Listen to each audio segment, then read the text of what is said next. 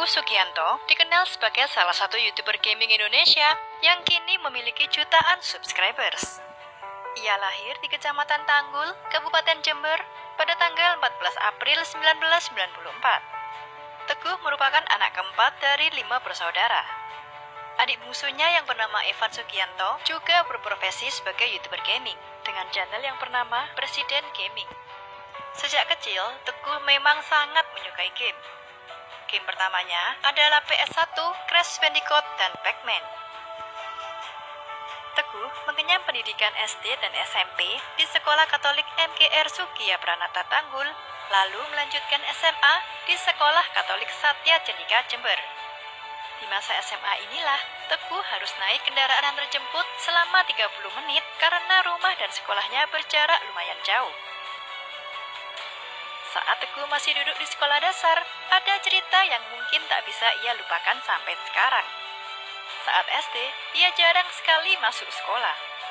Hal ini dikarenakan kondisi badannya yang sakit-sakitan. Ia juga mengalami obesitas saat duduk di bangku SD. Bahkan saat itu berat badannya mencapai 50 kg. Saking seringnya menderita sakit, dalam 1 tahun ia hanya masuk sekolah selama 4-6 bulan saja. Selain itu, saat SD Teguh merasa sangat malas untuk bersekolah. Apalagi dirinya adalah tipe anak yang pendiam dan canggung terhadap orang baru. Namun, Teguh tetap berhasil naik kelas selama SD. Saat SMP kondisinya mulai membaik. Badannya memang masih gemuk, namun mulai ada perubahan. Ia jadi lebih rajin masuk sekolah. Bahkan sering mendapat ranking pertama dan kedua. Meski memiliki badan yang berisi, Teguh mengaku tak lagi mendapatkan bulian dari teman-temannya.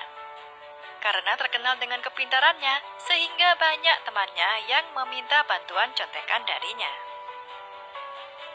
Di bangku SMP inilah Teguh memiliki guru favorit. Beliau adalah Pak Mus Suramat, akrab juga dipanggil Pak Mus, yang mengajar matematika sekaligus sebagai kepala sekolah. Pak Mus kala itu memiliki program untuk meningkatkan kualitas para siswa. Jam masuk sekolah pun dimulai pukul 6.30 dan para siswa baru pulang pukul 14.45 kecuali hari Jumat. Teguh merasa sangat cocok dengan cara mengajar Pak Mus. Dari mulai cara mengajar hingga cara menjelaskan membuat Teguh merasa nyaman. Berkat Pak Mus pula, ia semakin rajin ke sekolah. Ada satu perkataan dari Pak Mus yang terus ia ingat, yaitu, kalau mengerjakan soal itu langsung. Nggak usah pakai cara, yang penting hasilnya. Kalau mengerjakan sesuatu, kerjakan semuanya, jangan nanggung. Saat menjelang ujian akhir, Pak Mus justru menyuruh siswanya untuk bersantai dan berhenti belajar setelah berhari-hari mempersiapkan ujian agar tidak stres. Teguh pun mempraktekkan hal tersebut pada saat akan ujian kelulusan SMP. 1 hari menjelang ujian, ia menghabiskan waktu bermain game selama 2 jam. Justru dengan cara tersebut, Teguh merasa semakin rileks dan ujian matematikanya mendapatkan nilai sempurna. Saat duduk di bangku SMA, prestasi Teguh semakin banyak. Antara lain, terpilih menjadi ketua kelas, juara 3 Lomba Puisi tahun 2009, juara 2 Lomba Majalah Dinding dalam rangka HUT RI ke-66, dan juara 3 Olimpiade Sains SMA, mata pelajaran ekonomi tahun 2011 di Kabupaten Jember. Tak berhenti sampai di situ, Teguh juga menjadi lulusan SMA terbaik jurusan IPS tahun ajaran 2011-2012. Memiliki banyak prestasi selama SMA, membuat Teguh berhasil mendapatkan beasiswa dari Universitas Ciputra Surabaya pada tahun 2012. Namun, beasiswa tersebut tidak diambil olehnya. Sejak awal ia memang memilih untuk tidak melanjutkan pendidikan ke bangku kuliah. Ia ingin hidup mandiri selepas SMA dan tak lagi merepotkan kedua orang tuanya. Saat kelas 3 SMA, teman-temannya banyak menggunakan HP BlackBerry. Tidak begitu dengan Teguh. Ia lebih memilih berhemat dan mulai menabung sebagai bekal untuk dirinya setelah lulus SMA. Kedua orang tuanya pun tak menentang keputusan Teguh untuk tidak meneruskan kuliah. Tak meneruskan kuliah, Teguh akhirnya memilih untuk membantu sang ayah di bengkel. Ia sama sekali tak mendapat keistimewaan meski bekerja untuk ayahnya sendiri. Dirinya masuk kerja mulai pukul 7 pagi dan pulang pukul 4 sore, dengan waktu istirahat hanya 1 jam. Sepulang bekerja dari bengkel, Teguh mengisi waktu luang dengan bekerja online untuk mengisi survei online dan mencoba aplikasi. Bayaran yang ia dapatkan berupa dolar, namun masih kecil sekali jumlahnya, yaitu 0,01 dolar hingga 0,02 dolar. Selama 4 bulan, Teguh hanya mendapatkan 600.000 rupiah. Tahun 2015, ia mulai tertarik pada dunia YouTube dan mulai membuat sebuah channel. Saat itu, ia banyak menonton video dari Edocel dan Reza Arab Octavian. Setelah mengetahui bahwa YouTube bisa menghasilkan, ia mulai menyempatkan waktu untuk membuat video untuk channel YouTube-nya. Ia membuat channel bernama Nightcore Angel Sky yang berisi lagu-lagu remix. Namun sayang, akun YouTube-nya tersebut sering terkena copyright. Karena hal inilah, Teguh sempat berhenti dari YouTube. Pada 18 Januari 2016, Teguh membuat channel baru tentang game bernama Fingerplay yang ia mainkan di game Android. Selama 4 bulan berjalan, akun YouTube-nya ini hanya memiliki 8 subscribers. Bahkan ada beberapa video yang tak ditonton sama sekali. Tak putus asa, Teguh mencoba cara lain. Setelah itu ada sebuah game cukup populer bernama Clash Royale. Berbekal rekomendasi dari teman-temannya, Teguh mencoba untuk memainkannya. Berjalan 1 bulan memainkan game tersebut, akhirnya ada hasil yang terlihat. Subscribersnya mulai bertambah signifikan. Teguh pun mulai berani melakukan facecam serta mengganti nama channelnya dari Fingerplay menjadi Teguh Sugianto. Ia juga lebih konsisten untuk mengunggah video setiap harinya. Sayangnya, usaha ini justru membuat kesehatan Teguh menurun. Ia akhirnya memutuskan pensiun sementara dari YouTube untuk memulihkan kesehatannya. Setelah 3 bulan rehat, pada Oktober 2016, Teguh kembali ke YouTube. Sekembalinya Teguh ke YouTube, ia kemudian membeli sebuah PC baru. Sebab selama ini ia bermain game untuk membuat konten menggunakan PC sang ayah yang spesifikasinya belum mumpuni.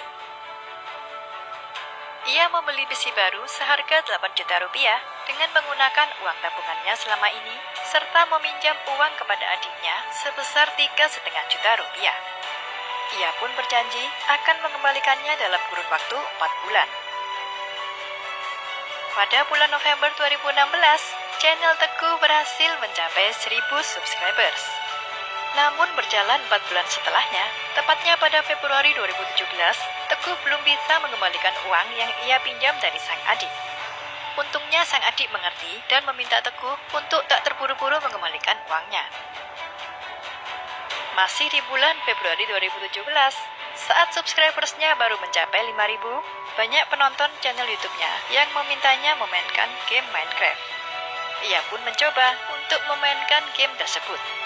Namun, jumlah penontonnya justru menurun drastis. Karena penonton setianya selama ini terbiasa melihat Teguh bermain game Clash Royale dan belum terbiasa menonton Teguh bermain Minecraft. Tak kehabisan akal, Teguh akhirnya membuat jadwal agar ia bisa bergantian bermain game Clash Royale dan Minecraft. Dalam seminggu, ada 5 kali bermain Clash Royale dan 2 kali bermain Minecraft. Pada April 2017, Teguh akhirnya dapat mencapai 10.000 subscribers. Ia makin rajin mengunggah video setiap hari. Game Minecraft pun menjadi yang paling banyak ia mainkan. Tak butuh waktu lama, pada 12 Agustus 2017, ia kembali menambah subscribersnya hingga menjadi 100.000. Momen ini tentu membuat Teguh sangat terharu, sebab mendapatkan 100.000 subscribers bukanlah hal yang mudah baginya. Di masa ini pula, Teguh akhirnya berhasil melunasi hutangnya ke sang adik. Melalui game Minecraft inilah, ia mendapatkan banyak teman baru. Salah satunya adalah YouTuber Frost Diamond. Ia juga pernah diajak oleh YouTuber Bacon Cream untuk bermain bersama di server Sans SMP Season 1, 2, dan 3. Pada tahun 2018, Teguh meminta izin kepada ayahnya untuk berhenti bekerja di bengkel dan menjadi full-time YouTuber. Usahanya membuahkan hasil. Pada November 2018, Teguh berhasil mencapai 1 juta subscribers dan mendapat gold play button dari YouTube. Hingga saat ini, jumlah subscribers channel Teguh Sugianto sudah mencapai 2,5 juta. Sementara pada Mei 2019, Teguh membuat channel kedua yang ia namakan Teguh Boy. Di channel ini berisi game-game selain Minecraft, seperti Free Fire dan mulai rutin mengunggah game Roblox. Dari penghasilan YouTube, Teguh berhasil membeli sebuah ruko yang cukup besar.